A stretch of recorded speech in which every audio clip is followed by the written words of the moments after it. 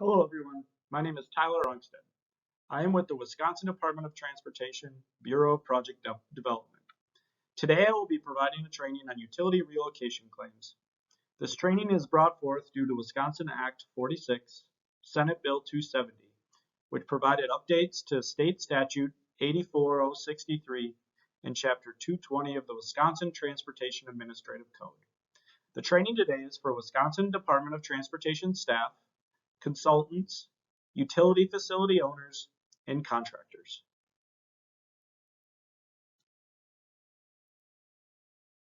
Today we will cover a number of topics. First, we will provide a summary of the changes made by Wisconsin Act 46, Senate Bill 270, and the sequential changes made to WISDOT guidance. Next, we will provide 10 detailed steps of utility relocation claim.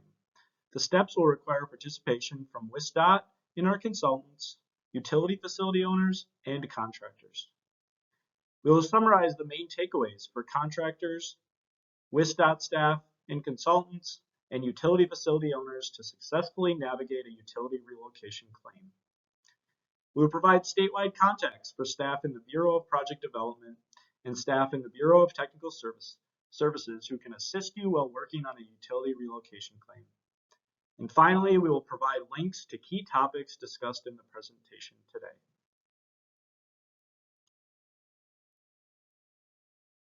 Let's dive in.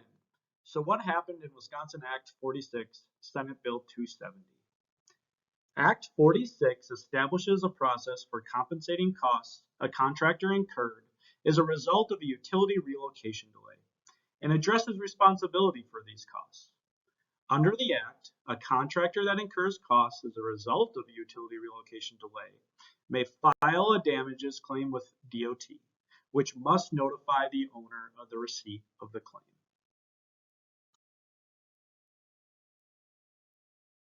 If DOT determines that a utility relocation delay occurred, DOT must compensate the contractor for the costs incurred as a result of the delay and may not impose liquidated damages for work required by the contract that is not complete within the contract time, or within extra time allowed by the department as a result of the utility relocation delay.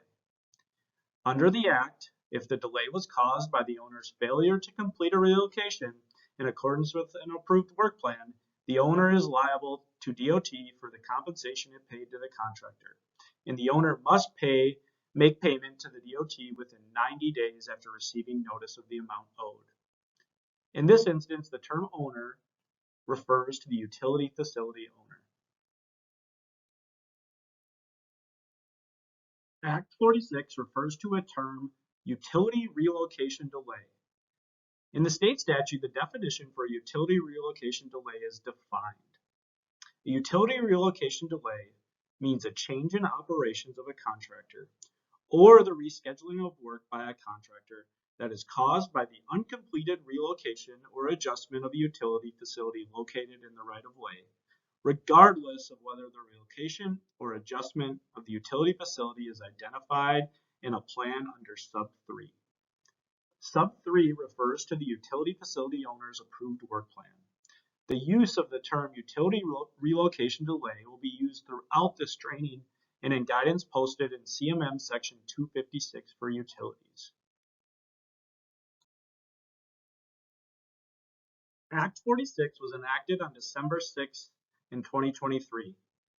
WISDOT had 60 days following the effective date to update our standard specifications to include the necessary changes.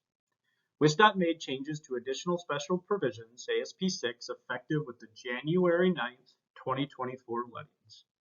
It will be important for all parties, WISDOT staff, consultants, utility companies, and contractors to verify which provisions apply to their 2024 construction projects.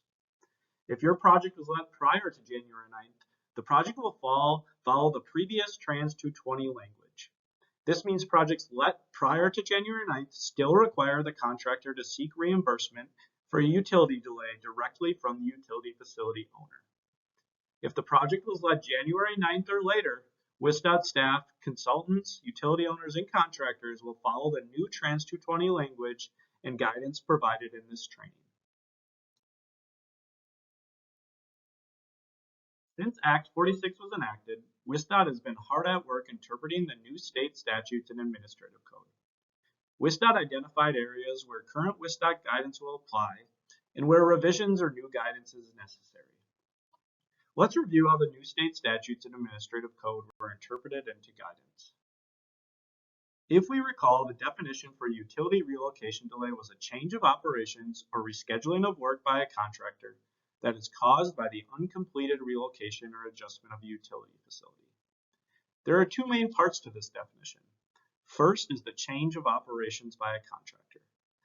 This language can directly correlate to standard specification section 104.2 regarding contract revisions, and most often 104.2242 for altered work.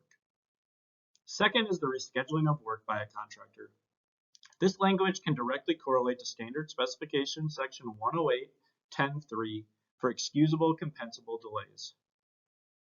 Next, statute 84.063 4M discusses a utility relocation delay damages claim. This is filed by the contractor to the department when a contractor believes a utility relocation delay has occurred. We did two things here. First is we simplified the term for utility relocation delay damages claim to utility relocation claim, or URC. Second, instead of creating a new process for a contractor to file a claim with the department, we utilize standard specification section 104.3 for the filing of a claim. If a contractor notifies the department per specification section 104.3, WSDOT will consider this notification the contractor's filing of a utility relocation claim. Statute 84.063 also requires WSDOT notify the utility facility owners when a utility relocation claim is received and when WSDOT has determined the value of a utility relocation claim. WSDOT created two notification templates, one for the receipt of claim and one for the assessment notice.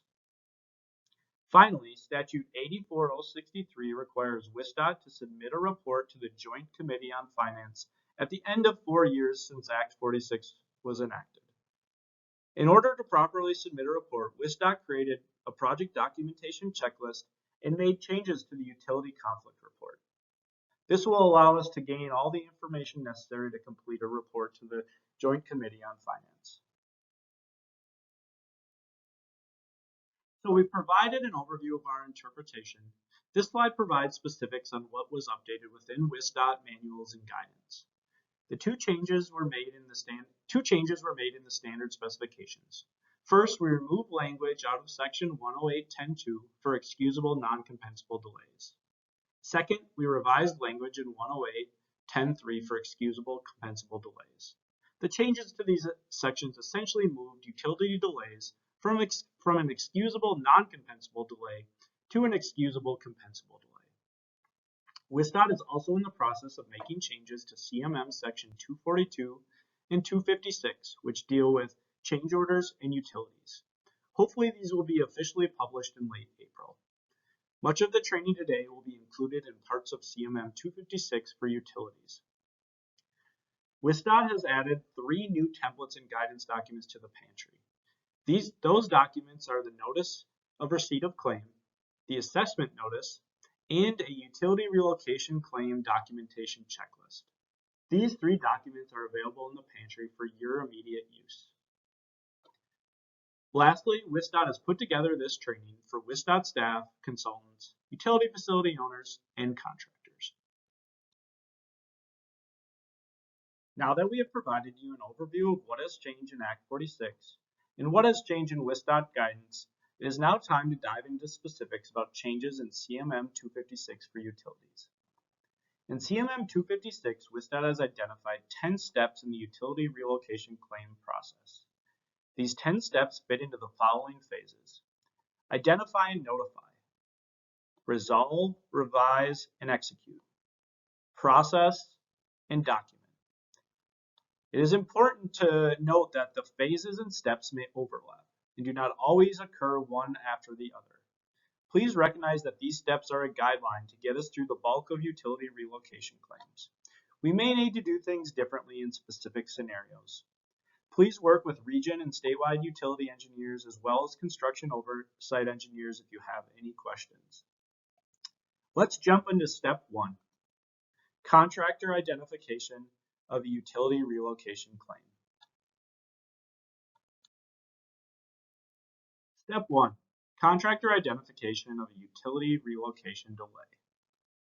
If the contractor has identified a utility relocation delay, the contractor will notify the engineers specified in Standard Spec 104.3 for contractor notification, and the contractor must submit evidence that a revision to the contract is necessary per Standard Spec 104.212.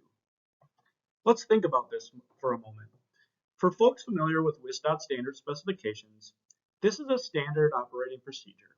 When anything changes in the contract, a contractor will first notify WSDOT, and WSDOT will begin to resolve the issue or make a determination regarding the contractor's notification. The contractor must provide justification or entitlement for the requested contract revision. These two processes are outlined in Standard Specification 104.3 and 104.212. A few examples that may apply to utility relocation delay. Construction work is delayed or altered by the utility facility owner's non-performance of utility relocations required in the contract. Construction work is delayed or altered by a utility conflict that was relocated or left to remain and still conflicts with contract work. Construction work is delayed or altered by a utility conflict that was not known to exist before construction.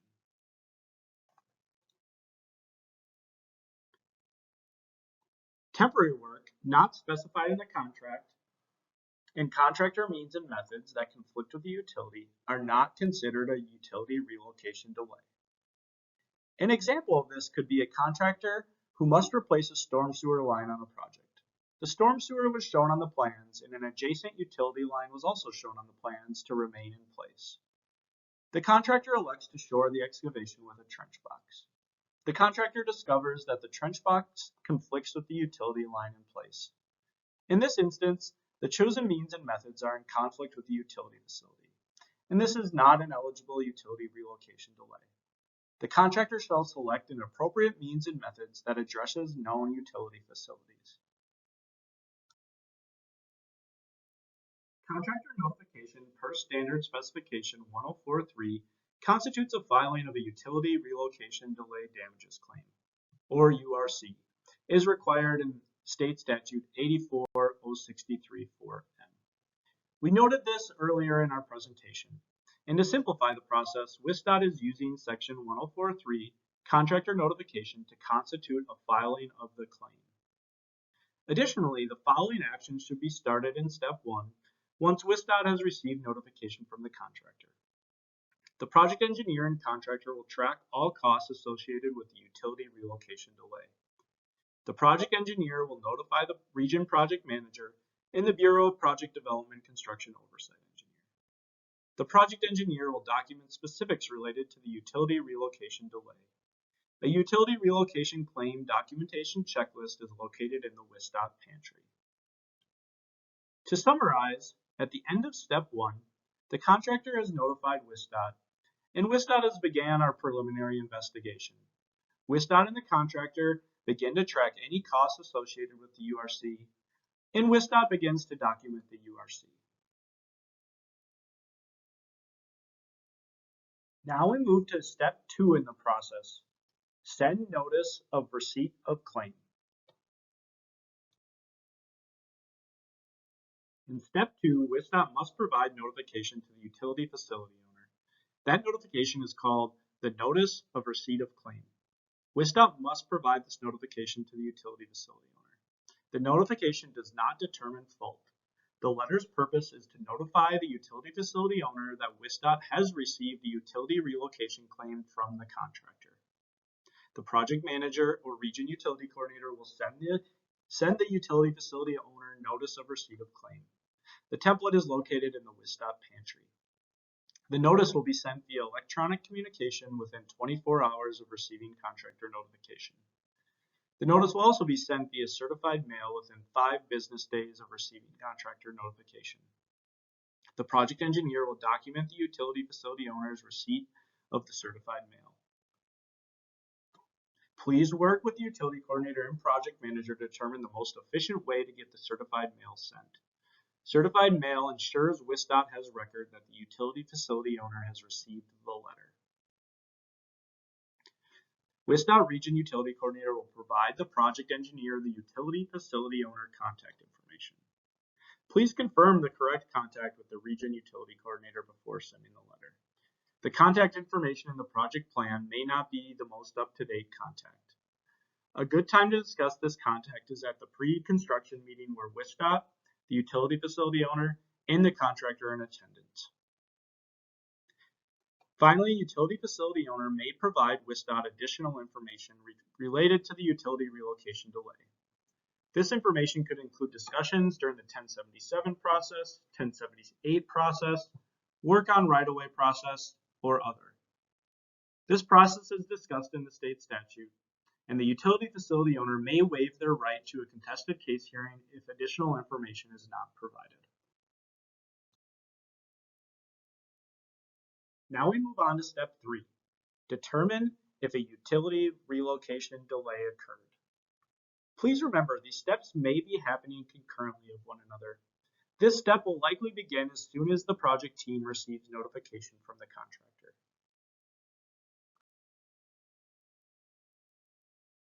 Step 3. Determine if a utility relocation delay occurred. This is a WSDOT step.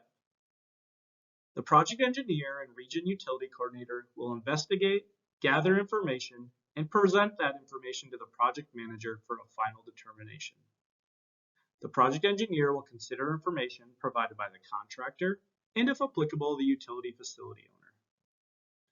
Please note, a utility facility owner will not be liable when the failure to complete a relocation is caused by circumstances outside of the utility facility owner's reasonable control, including a delay caused by another owner identified in the work plan, or reliance on a third party to identify and verify the location of the utility facility requiring relocation. If the project manager determines a utility relocation delay occurred, continue to step 4 and provide the contractor and utility facility owner notification of that decision. If the project manager determines a utility relocation delay did not occur, provide notification to the contractor as required in Standard Spec 104.3 for contractor notification. If the contractor contests the decision, the contractor will follow the steps outlined in Standard Spec 104.3 for contractor notification. As necessary, the contractor will continue to the claims process as outlined in Standard Spec 105.13. The project engineer and contractor will continue to track all costs associated with the claim. If the department determines the contractor is entitled to a contract revision and any of the steps in 104.3 and 105.13, the project team shall move to step 4 of the utility relocation claim process.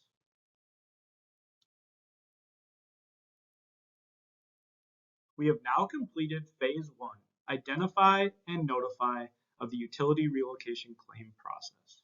We've determined a utility relocation delay occurred.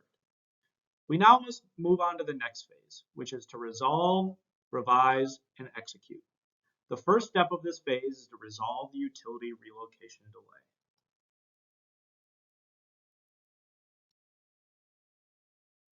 Step 4, resolve the utility relocation delay. The project engineer, project manager, region utility coordinator, contractor, and utility facility owner will attempt to resolve the utility relocation delay. There are many factors to consider when attempting to resolve the conflict. Factors to consider are safety, impacts to the traveling public, environmental impacts, schedule, cost, or other. Examples may include alternative contractor means and methods, design around the facility in conflict, protect the utility facility, relocate the utility facility. Please note, if this option is chosen, the WSDOT project engineer should work with the region utility coordinator to determine if a second move applies and if additional utility work plans are required. And lastly, discontinue use of utility facility. The project manager will make the final determination on how to resolve the utility relocation delay, and the project engineer will document the decision with an appropriate level of justification in the project records. Now that we know what we are going to do to keep the project moving forward, we need to revise the contract and execute those contract revisions. This is step 5 of the utility relocation claim process.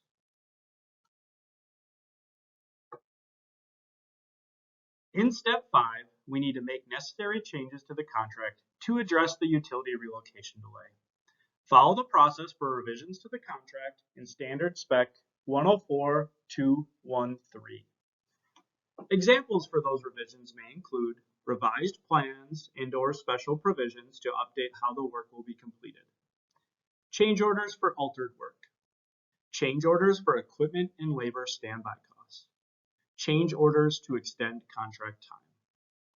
We should revise contract price as specified in Standard Spec 109.4. Extend contract time for the excusable delay as specified in Standard Spec 108.10.1. The department will only extend contract time if an excusable delay affects the controlling item of work. The contractor shall provide documentation and schedule updates to support requested time extensions. If contract time cannot be extended, revise the contract such that the work can be completed within the original contract time. The cost for the contract revisions shall be incorporated into the utility relocation claim. An example of this would be a project that has an original completion date of Labor Day. If the project has a URC that impacts the critical path schedule, the project team may choose to revise the contract in ways other than providing additional contract time. This could include extra workforces to complete the work by Labor Day, extended daily working hours, or additional shifts to get the project completed within the original schedule. Next, the project team needs to execute the contract change order. The contractor will need to include all relevant documentation and justification for the contract revision. WISDOT must use reason code UC, utility conflict, on the change order. Finally, the contractor will complete the work per the revised contract, and the project engineer will compensate the contractor for the revised work. We've now resolved, revised, and executed the contract revisions. We're now going to move on to the process phase. The claim must be processed and the costs WISDOT has incurred must be passed to the utility facility owner. Our first step in the process phase is to send an assessment notice to the utility facility owner. Step 6, assessment notice. WISDOT Region Utility Coordinator will provide the project engineer the utility facility owner contact information. WISDOT project staff and Region Utility Coordinator will complete Form DT 1668 and obtain an invoice from Fiscal Services. Let's talk more about the DT 1668 form. Project staff or the Region Utility Coordinator will complete the form and send the form to Fiscal Services. Fiscal Services will then return an invoice to the project team. The invoice will have specifics about the utility facility owner, the amount owed, and the time frame in which the utility facility owner shall pay. WISDOT must go through this process so that way we can track when payment is received from the utility facility owner, and so that the reimbursement from the utility facility owner correctly applies back to the project. Project manager or Region Utility Coordinator will send the utility relocation claim assessment notice. This template can be found in the pantry. And the invoice received from Fiscal Services. These documents will only be sent once the contract has been revised and the contractor has received payment. The notice will be sent via electronic communication. The notice will also be sent via certified mail. The Region Utility Coordinator will document the utility facility owner's receipt of the certified mail. Next, we move on to step 7, contested decision by the utility facility owner. This is an optional step. The utility facility owner may request a contested decision from the department. The utility facility owner may request a contested hearing case to review the decision of the department within 90 days of receiving the assessment notice. WISDOT project staff and Region Utility Coordinator will defer such request to the Bureau of Technical Services utility staff. BTS utility staff will coordinate with the Office of General Counsel.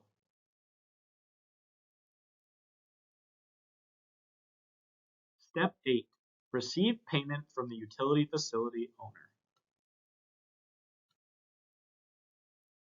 The utility facility owner has 90 days to reimburse WISDOT from the date the assessment notice was received.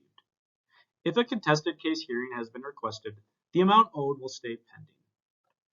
WISDOT Bureau of Technical Services utility staff will track reimbursement from the utility facility owners. BTS staff will provide notice to the project team if payment was received. Step 9. Utility facility owner fails to make payment. This is an optional step as well. If a utility facility owner fails to make payment to the department may seek remedy by filing a civil suit. BTS utility staff will coordinate with the Office of General Counsel if payment is not received within 90 days from the date the notification letter was received. We are hoping for very few instances of this to occur, but if they do, please work with central office staff. Our last step in the process is final record retention and URC tracking. In reality, this step is ongoing throughout the entire process. It is important that all URCs are properly documented and filed. WISDOT must report out to the Joint Committee on Finance at the end of a 4-year period. Project engineer will document specifics related to a utility relocation claim. A utility relocation claim documentation checklist is located in the WISDOT pantry. This checklist can aid the project staff in gathering and documenting required information. The project engineer will complete a utility conflict report for each utility relocation claim. The utility conflict report will be used to track utility relocation claims statewide. The utility conflict report is in the process of being updated to include fields related to a utility relocation claim. Expect these changes to be live sometime in April or May of 2024. That concludes the 10-step utility relocation claim process. In summary, I want to provide the main takeaways for the contracting industry, WISDOT and consultants, and the utility facility owners. First, let's talk about the main takeaways for contractors. Provide notification. It's extremely important that WISDOT gets timely notification when the contractor believes a utility relocation claim is occurring. Next, provide justification, whether it be with schedule updates or documentation for the additional work you are claiming. Work with project team and utility owner to develop a solution. We're all in this together, and the best ideas will come if we work together. Track all associated costs and provide necessary justification to the department. Next, we have the main takeaways for DOT staff and consultant staff. Follow the standard specs. Send proper notifications. Follow the step-by-step process learned today in the training. Involve your region utility coordinators. Involve the construction oversight engineers.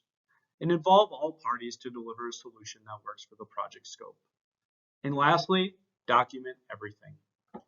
Good news for DOT and consultant project staff. The process has not changed drastically for you. Utility relocation claims filed by the contractor are essentially change order requests. Contractors will need to provide proper notification and justification to WISDOT for consideration. There are a few new processes along the way for project staff to learn, and we want project staff to work closely with their region utility staff to identify utility relocation claims and to send the proper notification at the proper time to the utility facility owners. Lastly, we have the main takeaways for the utility facility owners. First, be on site timely. As soon as you receive notification of a utility relocation claim, the quicker you can be there to assist, the better. Provide any additional information you may have. Work with the project team and contractor to develop a solution, and provide timely payment or contested hearing requests. In the last part of the training today, I wanted to provide some additional resources in case questions come up during construction. On the screen in front of you, we have the Bureau of Project Development, Construction Standards and Oversight section. Currently, the section chief is vacant, but we have construction oversight engineers assigned to each region. In the North Central region, we have Chad Hayes. In the Northwest region, the position is vacant, but Chad Hayes is the interim oversight engineer. In the Northeast region, we have Craig Pringle. In the Southeast region, we have Julie Slaughter. In the Southwest region, we have Wayne Chase. In Southeast Freeways, Brian DuPont. We have a standard spec and CMM engineer, Mark Zander, and the Bureau Deputy Director is Brandon Lamers. Next, I wanted to provide contacts for the Bureau of Technical Service Utility section. This will be useful for region utility coordinators and utility facility owners. The section chief is Norman Pawlowski. Statewide utility engineers are Michael Bauman, Abby Williamson, Shane Smith, Heath Bielfeld, and Andy DeVos. The Bureau Director is Barry Pay. Here are some additional resources project staff, consultants, contractors, and utility facility owners can use if they have questions. This training will be available for you to reference on the HCCI website. The WISDOT pantry has been updated with 3 additional documents to aid you in your project if your project has a URC. The CMM will be updated in the near future to include guidance in Section 256 for utility relocation delays. I've also provided a link for the Region Utility Coordinator contacts. The last 3 links provided are that of the 2023 Wisconsin Act 46, Chapter Trans 220, and State Statute 84063. That concludes our training on utility relocation claims, or URCs. Please reach out to Brandon Lamers if you have any questions regarding the training. His contact information is included on the slide. Thank you for attending, and please have a safe construction season.